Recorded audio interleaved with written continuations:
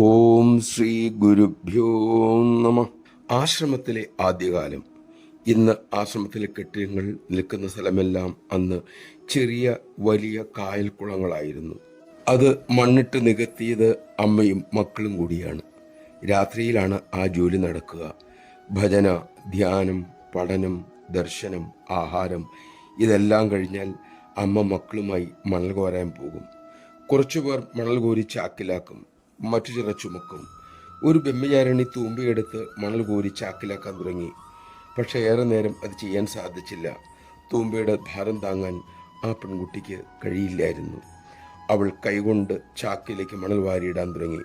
ആ കാഴ്ച കണ്ട് അമ്മ ആനന്ദത്തോടെ പറഞ്ഞു, ഉത്സാഹത്തോടെ പറഞ്ഞു, അണ്ണാറക്കണ്ണൻ നമഃശിവായ. രാമൻ്റെ അണ്ണാറക്കണ്ണനെ അറിയുമല്ലോ. ഏതു വിധേനയും ഈശ്വരസേവയിൽ മുഴുകാനുള്ള വെമ്പലാണ് അണ്ണാറക്കണ്ണൻ്റെ മഹിമ. നമുക്കാകും വിധം മാതൃസേവയിൽ മുഴുകാൻ നമുക്ക് ശ്രമിക്കാം. അതിനായി കരുണാമയിയായ അമ്മ നമ്മിൽ കൃപ ചൊരിയട്ടെ.